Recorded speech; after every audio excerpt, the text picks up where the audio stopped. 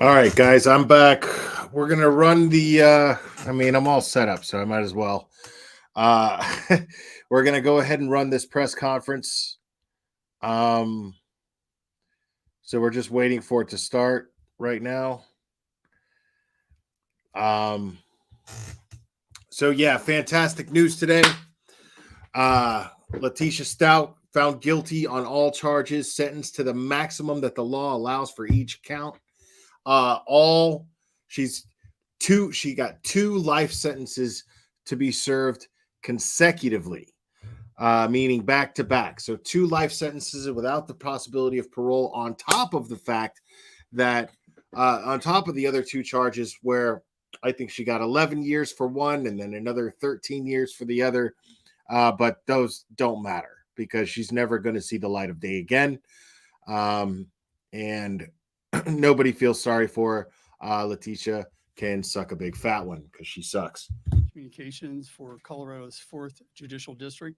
I'm going to do a quick rundown of what we're going to do here and allow you to have some time with two of the most important people in the room, and that's mom and dad. So with that, the order that we're going to be moving through, we're going to start with District Attorney Michael Allen. From there, we're going to move to Sheriff Joe Roybal. And then from there, we're going to go to Landon and then to Al. Okay. Once our first remarks are made, then Michael will come back up to do a closing, and then we'll open it up for questions. And I'll chat with all of you on how we'll set up individual interviews at the end of the presser here, if that's good for everyone. With that, I'd like to introduce our District Attorney, Michael Allen. I've been a prosecutor for a long time, and I've never seen a case that had an impact like this case had on a family and on the community, on a prosecutor's office, on the sheriff's office, and on national agencies. I want to extend my most heartfelt thanks to the sheriff's office, Sheriff Roybal. Your team was fantastic throughout this investigation. But our local authorities, we just couldn't get it done because of the breadth and scope of this investigation. And so I really want to point out and thank our federal partners, John Cronin there at the end and Andrew Cohen next to him with the FBI. Without the FBI's involvement in this case, we're probably not standing here today, just due to the breadth of this case. I want to talk a little bit about divine intervention too. There's without a doubt that divine intervention played a role in this case at different times.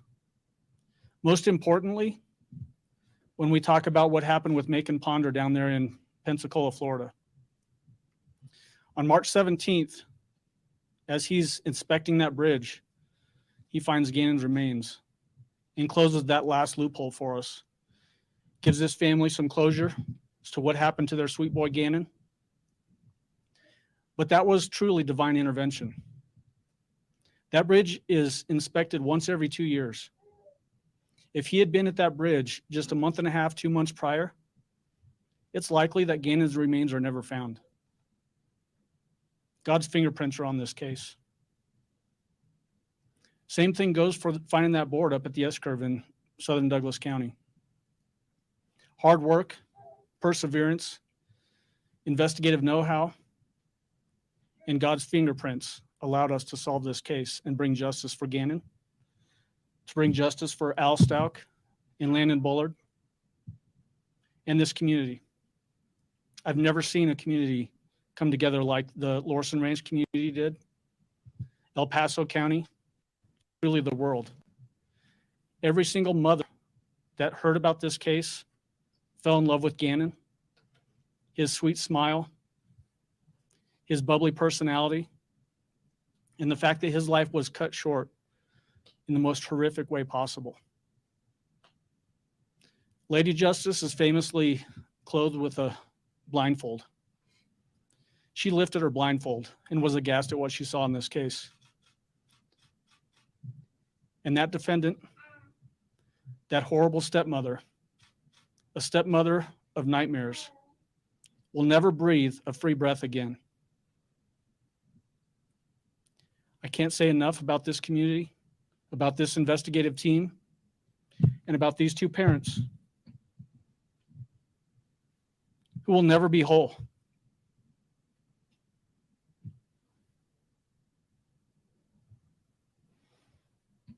I'm sorry, guys. I love you both. And you know that this office will always be here for you. I want to turn it over now to Sheriff Joe Roybal. Good afternoon. Gannon's disappearance and the subsequent exhaustive search garnered local, national, and worldwide attention. The outpouring of community support was overwhelming and an example of the heart of the citizens of El Paso County and our country. When tragedy strikes, we all come together. Still to this day, there are ribbons, signs, and tributes across our community for Gannon. And I want to share with the parents of Gannon. As I walk the office, especially in investigations, there's still photos and tributes to Gannon. A reminder of why the deputies, the investigators, worked tirelessly. They gave their all, and Gannon had an impact on each and every one of them. I couldn't be more proud. This case was arguably one of the largest in Sheriff's Office history, in both notoriety and depth of information collected. To this point, it is important for me to acknowledge the hard work and sacrifice and dedication of the men and women of the El Paso County Sheriff's Office and the resolve to bring Gannon's killer to justice. For each of you, the Sheriff's Office, you have my gratitude, my love, and my support. As with any large investigation, we have not done it alone without the exhaustive efforts of partners in our law enforcement community. The value of relationships and strong collaboration amongst law enforcement organizations across local, state, and federal levels cannot be overstated. And Gannon's case highlights this importance. I'd like to acknowledge the agencies who helped my detectives come to resolution. The Federal Bureau of Investigation, thank you. The 4th Judicial District Attorney's Office, the Colorado Springs Metro Crime Lab, and the Colorado Springs Police Department, the Fountain Police Department, the Colorado Bureau of Investigations, Myrtle Beach, South Carolina Police Department, Horry County, South Carolina Sheriff's Office, Rhode Island State Police, Dickinson County, Kansas Sheriff's Office, Kansas State Patrol, and Santa Rosa, Florida County Sheriff's Office. As you can see, law enforcement agencies across the country came together to seek justice for Gannon, for the parents of Gannon who were hurting, for the local community who was hurting. I want to thank the citizens of El Paso County who served on the jury and played an integral role in the criminal justice process, which is no easy task. You helped to bring closure and found justice for Gannon's family. Lastly, I want to thank District Attorney Michael Allen and his talented team for their commitment and aggressively prosecuting this case and bringing Gannon's killer to justice. Thank you. Now, I have the honor, privilege of introducing Gannon's loving parents.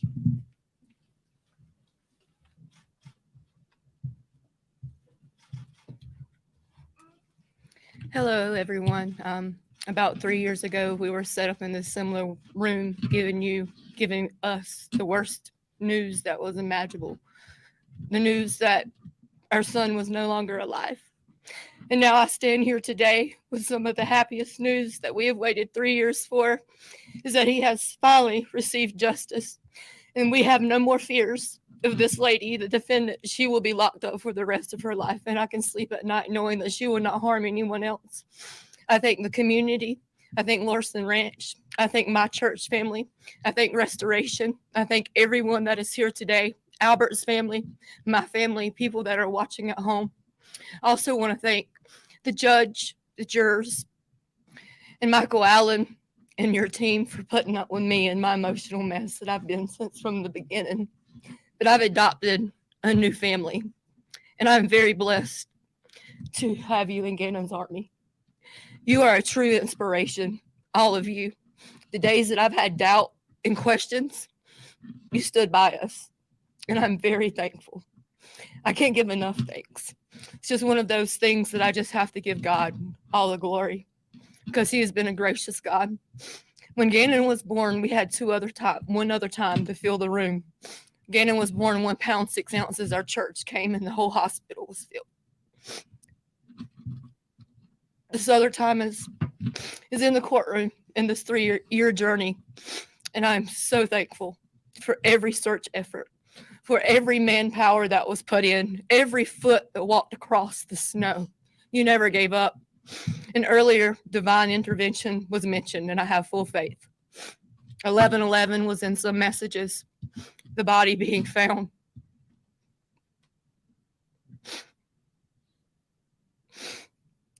It's one of the hardest things to accept, but it was also one of the biggest pieces to this puzzle. And I'm so thankful to serve a God that would open paths for us to keep moving forward. And so I stand here today when I encouraged you last time just to do good deeds, to make sure you tell your loved ones you love them. If you have a hard spot in your heart, just pray that you can get it out because you're never promised tomorrow. We wake up and we think that we have our days planned, and little do we know things can happen, and that can change your whole aspect of life. But I pray that our community continue to come in together in times that we definitely need it. There's too much evil going on in this world. And I am blessed to be Gannon's mom. 11 years that we were given with him. He's done more in his 11 years than a lot of us would do in a lifetime. So I pray that and ask that you continue to carry his legacy. And I will be forever grateful and proud for everything that you all have done. I thank you with all that I have. And again, thank you, team, for everything. You are my family. And Gannon is dancing. I know that he is. And he's running the clouds like Sonic. And I'm sure he's singing songs, as you know, Albert. And he's probably looking down, playing video games with you and letting us know what game's going to come out next. He's never going to leave us. And I'm so thankful that you're his father. And it's been an amazing blessing to call him our son. So thank you, guys.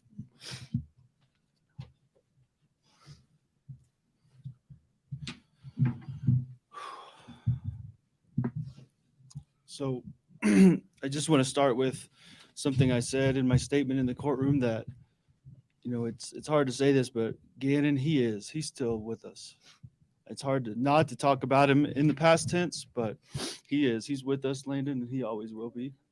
And I feel that he will be with many of us through the community and the families that are here and all over this country, as I've learned throughout this investigation. So thank you all for that and your love and support. Today, I just want to leave you with 2 words. And the first word I don't use lightly based on what we've been through for the past 5 or 6 weeks, but the dichotomy of this situation. As what we saw in the courtroom today, I think is a true win for everybody involved, for the justice system, for us as the family. But for me, it only solidifies the loss that I'll never get to see my boy again. And as we learn to move forward, we're never going to move on, but as we learn to move forward in our lives, we're never going to let him go. And that I can stand firm on. The second word I want to leave you with today is joy. And before I get into that, I do want to remind the world, the only crime Gannon committed was being a mama's boy. And if that carries a sentence of death, then I'm next, because I love my mama. And I guarantee you there's men and boys all over this world who would carry the same thing. I'm a father now to some additional kids that have come along my way, and 6 boys, and they're all mama's boys too. Every single one of them. But that second word, joy, that's what I want to leave you with. as a result of this horrible tragedy, I've had so many positive things come in my life. The community support, the finding a new family, as Landon said, with the all the people that supported the investigation. But my wife, who also had a tragedy in her life, Melissa, lost a son in 2020 as well. One that didn't get the publicity of Gannon, one that nobody knows about. But we decided as we met and developed our relationship that through tragedy, we will triumph. And the joy that she has brought into my life, and we have 6 kids, and all those kids have brought into my life as well, is worth every minute of the heartache. As she said in her words that she had me share, would we trade it for having our boys back? Absolutely not. But all we can do is take what we're given and move forward and try to find the joy in our lives and not let the pain overcome us. As you heard in my statement, I refuse to let the pain and the heartache and seeking vengeance overcome me and take me away from who I am. And lastly, obviously, I've already expressed my thanks and gratitude to everyone you see in front of you, but I do want to say a special thank you to the media. Early on in this, I asked you to take a step back from doing your job and show me and the rest of Landon and I and our family some respect. And just, I promised you that when this is over, I'll do my part and answer some questions. And I think we're going to get into that in a little bit. But from the bottom of my heart, Nicole, Colette, and everyone else that has had a part of the media, thank you so much for respecting us, our privacy, our peace, and all of that. I thank you. Wow. So just wrapping up with some comments, I want to point out the hard work that was put in by my prosecution team. Brought in Dave Young, former district attorney from Adams County. He was instrumental in this case. As we all know, we had another horrific case that popped up in mid-November that took all of my attention away from this case for a period of time. And Dave really jumped in and filled that gap for me. And we couldn't have gotten to where we are today without his tireless work on this case. Angelina Gratiano, standing to his left, has been on this case almost from the beginning, probably a couple weeks or a month after I was first involved. Worked on wiretaps with the FBI to make sure that we were catching all those calls that we were able to put into evidence. Instrumental work on your part, Angelina, invaluable part of this team. Cecil Weir and Stephanie Courtney, our 2 investigators just to Angelina's left. Fantastic investigators. They have done everything we've asked them to do throughout this case, marshaling evidence to the courtroom, doing interviews, really anything that we've needed on this thing. And can't say enough great things about the work that you 2 have put in on this case, so thank you. Finally, the last part of our team that's up here with us is Kim Danluck. She just got promoted to a manager position, so everybody should congratulate her for that. But she is, without a doubt, the best DA's paralegal in the state of Colorado. The work that she has put in on this case to help us achieve justice for these 2 can't be counted. There were nights when the rest of us would be here late and then we would leave. She'd still be here. One night, in fact, we all left and she goes to her car late that night and she had a flat tire and had to call her husband down here to help her change that tire. All of these people are dedicated to the pursuit of justice. That's what the DA's office is all about. That's what everybody standing up here is all about, is pursuing justice, giving a voice to those who can't speak for themselves in the courtroom. And I can't say enough good things about this team and about the work that they put in, the dedication that they put in. And I actually just realized I missed a person down there. The bald guy down there standing by the FBI, Kevin Clark. Stole him from CSPD as a crime analyst, and he has been instrumental in this case as well. Those timelines that you saw the last sort of day roughly of that dude was awesome. Prosecution. That dude was awesome. Kevin put in countless hours on those timelines, countless hours on pulling those searches out of the defendant's phone. And really, it's those timelines, putting all the pieces together in sequence and putting them in context to what was happening with the investigation. And then those web searches that the defendant was engaging in really were instrumental in proving her premeditation, her intent, her abject hatred, and really everything she put into this case. And Kevin was the one that unlocked that key for us. Can't say enough good things about what Kevin has done. So with that, I would open it up to any questions you all might have. And again, thank you all for being here and getting this story out. Gannon deserved all of this. deserved every hour that we spent on this case collectively, from the family to the investigation team and the prosecution team, and all of the effort that you all put in as well. Gannon deserved it. And I thank you so much for being a part of it. So with that, I'd open it up. Yes. Was there ever a concern that the jury would return a not guilty verdict? Not in my mind, there wasn't. There was just too much evidence in this case. The Wakata. I think it was pretty clear what we were dealing with as far as an evidentiary perspective, and it never crossed my mind that she would be found guilty and spend the rest of her days in prison. Colette?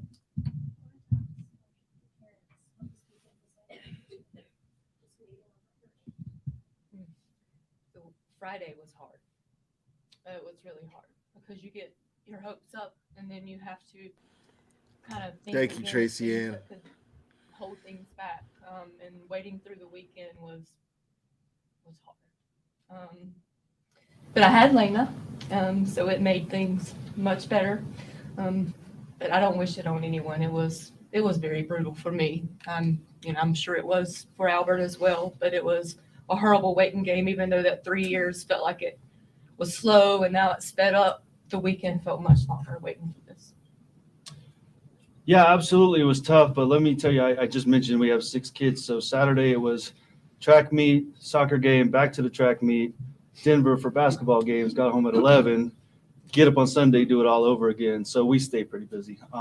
Thankfully in this setting, but yeah, in the downtimes, it was hard. Friday was absolutely, it was a wave of emotions up and down as we waited. And, but I've never got downtown so quick today after we got the text or the call. So yeah, thankful for the result though. Joe said he's going to get rid of that speeding ticket. Yeah, please.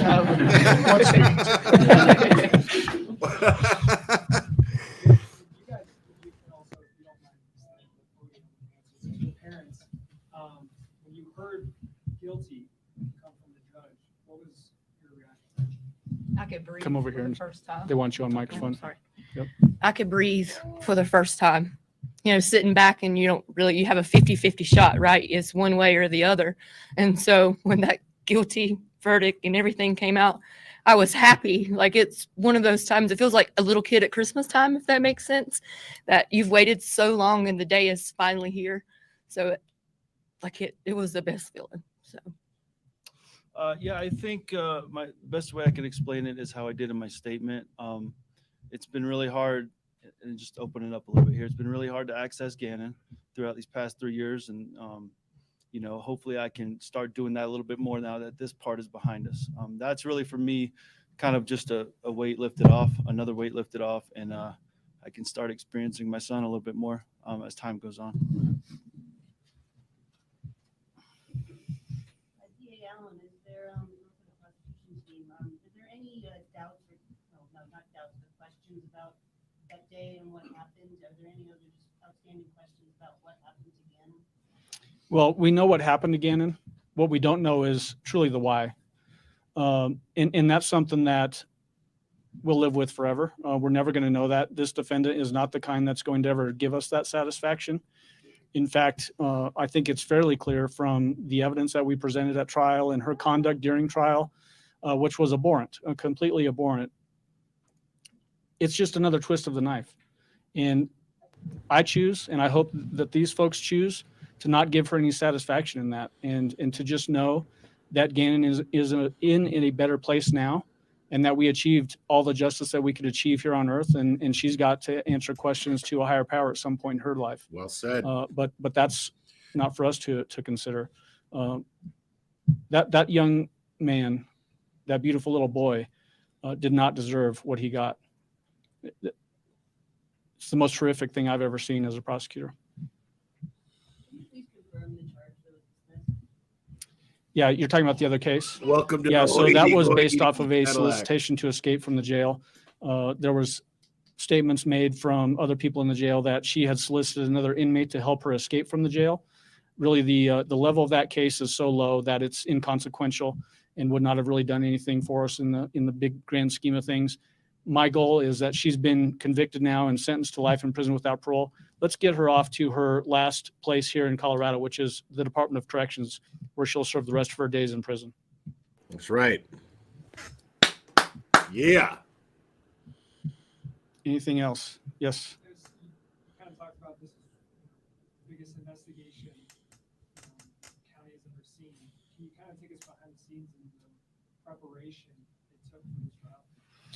Yeah, the preparation really starts from day one. And that's why we do things the way we do here in the 4th Judicial District, in that, first of all, we have really good relationships with our law enforcement partners. On any homicide case, we have an on-call team. So we have attorneys and investigators that go out from the very beginning and go work with the investigation. That gives you an organic knowledge of the case that is an invaluable resource when you get into a trial posture. And then because of the complexity of this case and the manipulation of this particular defendant, this was a tough case to investigate. She was doing her best to send the investigation off, chasing wild rabbits all over the county. And in some respects, she was pretty successful with that. But I can tell you that there were daily meetings during the pendency of this investigation, those early days, starting with the sheriff's office, where we would get together every single day, talk about any new developments, give out new assignments, and I was there for every single one of those. Then as it became bigger and we brought in the FBI, or rather the FBI was able to give us the resources that they were able to give us, we switched over to their building and we're doing the same thing there, where we were in a big meeting room. We had timelines spread out all over the wall. Some of those timelines were some of the birth childs of the timelines that Kevin put into evidence early or late in this trial. But we would do the same thing. We would have all these resources coming together, talking about different leads, what people have been doing, and how we're going to tackle the next steps in the investigation. Then as that stuff is coming together, it's really making sure that we're boiling it down to something that can be understandable, because truly the breadth of this case was unimaginable. It's like nothing I've ever seen before, as far as the volume of reports that were written, the number of videos that were collected, obviously the wiretap phone calls, the consensual phone calls. And we have to sift through every single bit of that and figure out what's important to present to a trial, or to a jury, I should say, and what's going to be important for a jury to consider. And when we're in those early stages, we're talking about trying to prove premeditation, after deliberation, with intent, and gathering evidence on that front. But luckily we had some foresight, and we were looking for mental health information as well, because it's fairly typical in a case like this, although I've never had a case like this, but in a case like this, that we will have to tackle that mental health defense. And it's good that we did that, because we started planting those questions early on in some of the questions that Al was asking the defendant in some of those recorded phone calls. And then Special Agent Johnny Grusing with the FBI, his knowledge of the case was instrumental in really getting out kernels of things that were really important towards that effort. And so then we had to switch our gears and really start going after that not guilty by reason of insanity defense that they were mounting, obviously. And it just was a lot. It took a lot of hours, uncountable hours by every single person up here to get to where we are today. And well, at some point I'd like to go back and just think about that a little bit. And it's just awesome, the work that was put in on this case. The defense asked if she could be placed at the San Carlos Correctional Facility. Yeah. Do you know why, and is that something that you are opposed to, or is that fine? Yeah, so the way it works with Colorado Department of Corrections is that anytime a person is remanded to the custody of Department of Corrections, they go to DRDC. It's Denver Regional Diagnostic Center up in Denver, where they do assessments on defendants, look at their risk level, that kind of thing, and determine what facility would be the best for a particular defendant. A defense attorney asking that really has no bearing on whether that happens, and a judge actually can't tell Department of Corrections how to conduct their business that way. So the judge only sentences to the custody of Department of Corrections, and then it's up to Department of Corrections to determine the placement. I can tell you that based on what I know about this defendant, the fact that she's a flight risk, that she's violent, the fact that she attacked deputies in a vehicle on her transport back here to Colorado, the fact that she solicited other inmates at the jail to escape the jail, I have no doubt that she will be placed in the most high security facility that Department of Corrections has. And that's where she belongs, is in the most secure facility in the Department of Corrections. Yes. If she goes on to appeal, is that something that you're already prepared for, or how do you expect to tackle that if that comes up? Well, that will undoubtedly happen. In any case of this magnitude, there will be appeals. The way that you prepare for that is really starting again from the very beginning, making sure that you're getting a good investigation, and then making sure that you're putting on a really strong prosecution, that you're following the rules of evidence, that sort of thing, making sure discovery is accounted for and provided to defense. If you do those things at the early stages, you're going to fare much better in the appeals process. And that really gets back to that preparation question that I got just a moment ago, is that not only are you preparing for the trial on a case like this, you know you're going to go to a trial. And so you're also thinking about any appeal ramifications that might exist down the road, because they will come. But because of the effort that we put in this case, I don't really have any concerns about that. But we'll tackle them when they come. Just to clarify, didn't she technically receive 2 life sentences for the 2 Yeah. separate murder charges, the one for the child? Yeah, so there were 2 counts of murder in the first degree. The one count was murder in the first degree after deliberation and with intent. That was count 1. Count 2 is murder in the first degree, child under 12, position of trust. She received life sentences on both of those 2 charges, but because there was only one victim, they actually merged together to just be one sentence. So she can only serve one sentence for those 2 charges. And it's 1 life in prison without parole sentence that are a result of that merging. Yes. I just want to say to her, Landon, this is a hard question to answer, but Landon, you specifically said you've been waiting for this day for 3 years, more than 3 years. Just wondering, where do you 2 go from here? What's next for you 2? We have a foundation for Gannon. I hope to put some work in it. So some other families, especially in Colorado and back in hometown, do not have to go through the things that families go through. Just doing things in Gannon's name. And then I'm gonna continue my life with my children, making sure that Lena and Nova know that Gannon is still here with us and not forgetting them. But I hope the world can be a better place, and I hope we can have Gannon's name and Gannon's foundation as a forefront or a blueprint to help others, if that makes sense, because that's all that he would want to do, and that's all he did and is still doing, is helping others. So Colette, I just want to go home. It's got a few chuckles, but that's who I am. I just want to go home. Just want to go home and live that joy I talked about with my 6 kids. And Melissa, I can barely see her back there, but she's what makes my world go round. And I just want to go home. God knows you've earned it. All right, unless there are any other questions, we're going to go ahead and wrap it up. Thank you all for being here.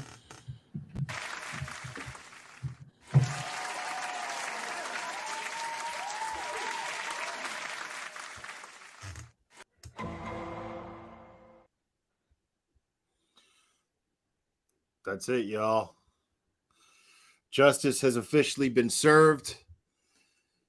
I mean, what else do you want? You know what I mean? Justice has officially been served, people. Now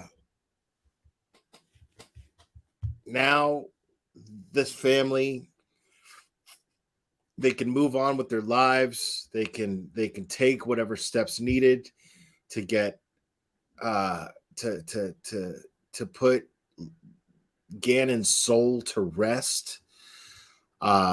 Gannon can rest in peace, most importantly. And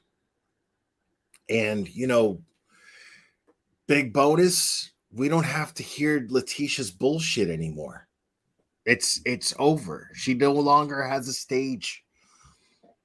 She no longer has a stage to stand on.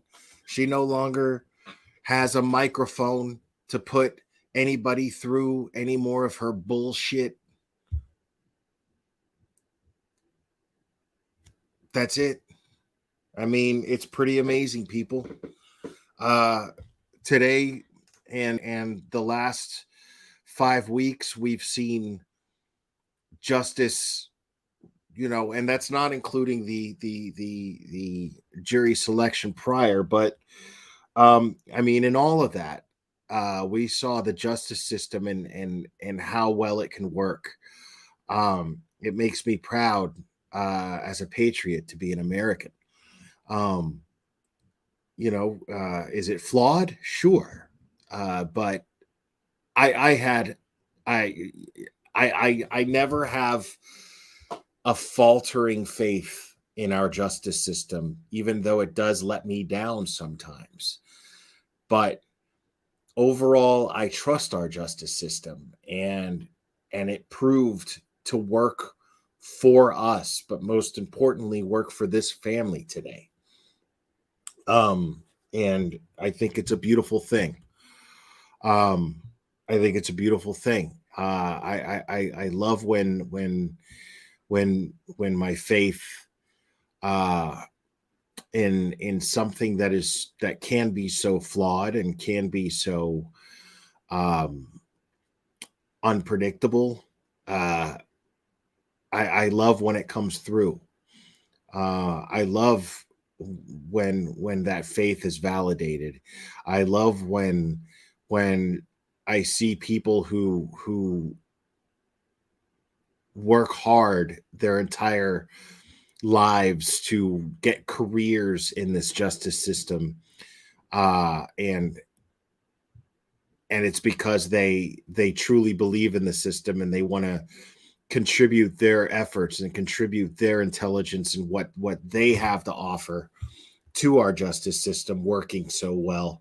I love to see that hard work paid off for them, because these are civil servants who spent their lives in wanting to make things like this happen today.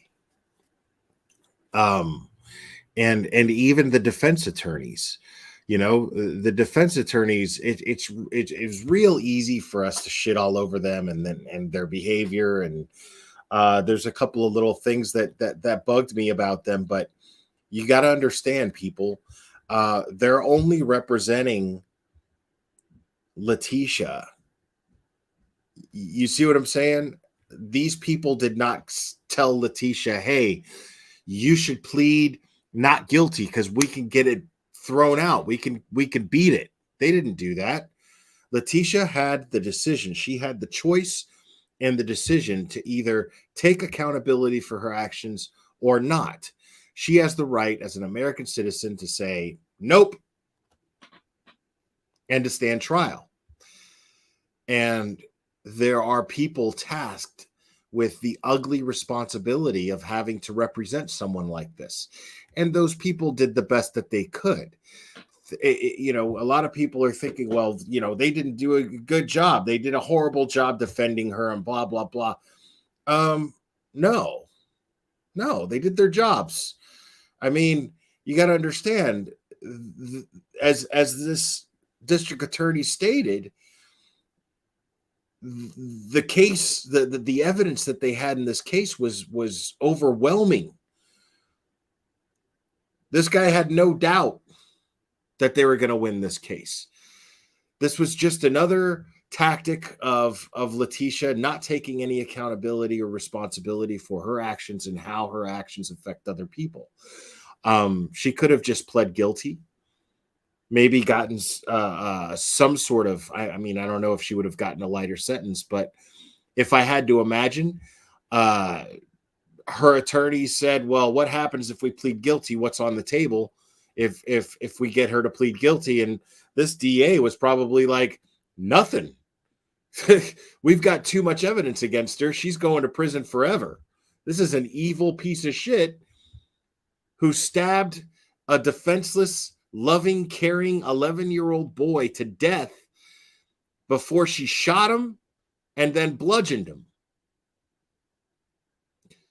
So these prosecutors who represent the people said the people want justice. Cutting a deal is not going to do it. I mean, that's how I imagine that happening. That's how I imagine that happening, because what are you going to do? Give her a lighter sentence because she said, oops, I'm sorry. No, she needs to be held accountable, and she needs we need to send a message to other criminals that this is not okay. You can't hurt people like this. But with the evidence that the prosecution had against her, and not having a choice but to represent someone who is pleading not guilty by reason of insanity, well, then what are they going to do? They're going to go, okay, well, that's going to be your plea. Well, then we're going to do our best to convince the court, or at least create enough doubt that you're sane. Make them think twice about jumping to the conclusion that you're just a bad person. They tried. They did their jobs. But this is where it's one of those things where it's just simple. The facts don't lie. The facts don't lie. Evidence is evidence. And this evidence convinced a jury beyond a reasonable doubt, which is what it's supposed to do, that Letecia was of sound mind. Because it's like the judge pointed out. If you're claiming multiple personalities, well, where's the loving, nurturing mother personality? Where's that? Why haven't we seen that yet? Been waiting this whole trial to see that, and I haven't seen it once. So the evidence dictates that such a person does not exist. Simple. So, I mean, there was no injustice here at all. There certainly was an injustice there certainly was no injustice taking place for Gannon and his family, but also there was no injustice that took place for Letecia.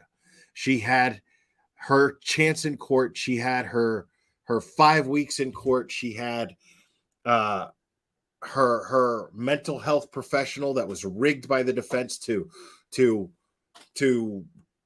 create doubt in a jury, and it failed because the jury was like, no, you're not gonna make me ignore all the other evidence because this lady was in a documentary and wrote a book. I don't give a shit about that. So that's how the justice system is supposed to work, and that's how it worked today. And I'm very grateful to be living in a country where that can still take place. It's satisfying, to say the least. And you could feel, how many, we've seen a few press conferences. Landon has addressed the press on several occasions, Al as well. And you could just see their pain. You could feel their pain. And yet, as much as you could still feel their pain in this press conference, because that pain of losing their son is never going to go away, but that weight that they were burdened with of fear that this could go a different way was lifted off of them. And you could see it on them. You could feel it in that press conference. That weight was lifted off of them. You could see it in Landon's eyes. You could see it in her demeanor. You could see it in her body language. Same with Al. Al was like, I'm going home. Going home. None of this has stopped me from being a dad. I'm still a dad. I got 6 kids to deal with. None of this has stopped me from being a dad. This is just one more thing that I got to do as a dad. That was Al's response to that. I mean, we have, I don't give a shit about what the circumstances were in their divorce and their custody fight. I don't care about any of that. The bottom line is this is an 11-year-old boy who had loving parents. And a lot of parents A lot of kids who have loving parents make mistakes. But none of them should ever have to deal with the loss of a child, especially under these circumstances.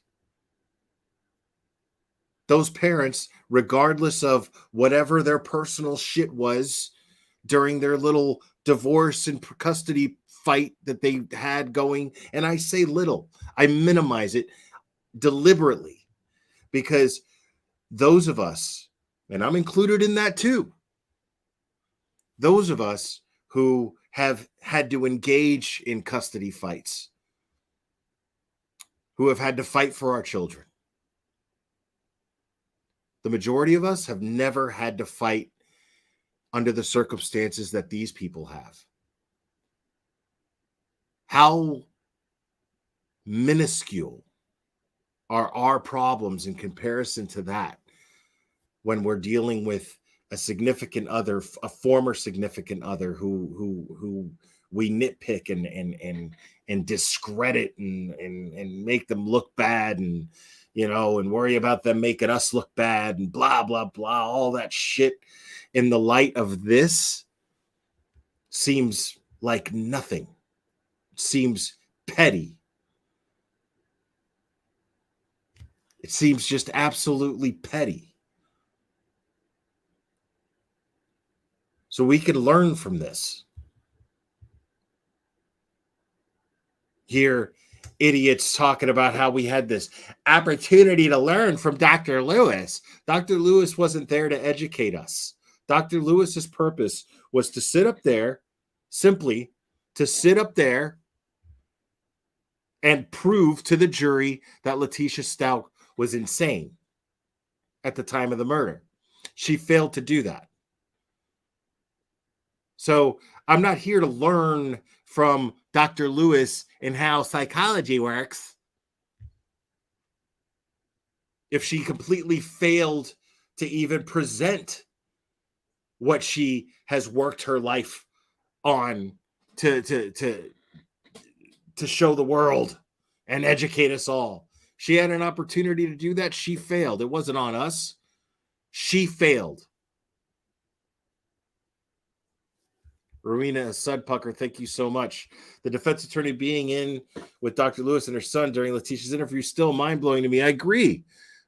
This is a person who seemed to not even care about this client, about this patient. Letecia was her patient. If she honestly believed in her innocence, then she would have put at least a little bit of work into it. She barely did that. And she showed the jury this. But what we can learn from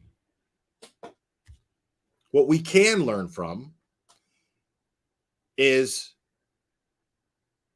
how small are our problems as parents who have divorced each other or have fought for custody of our kids. How small are those problems in comparison to these people and what they've had to go through for the last 3 years? How tiny and minuscule and petty are our problems in comparison?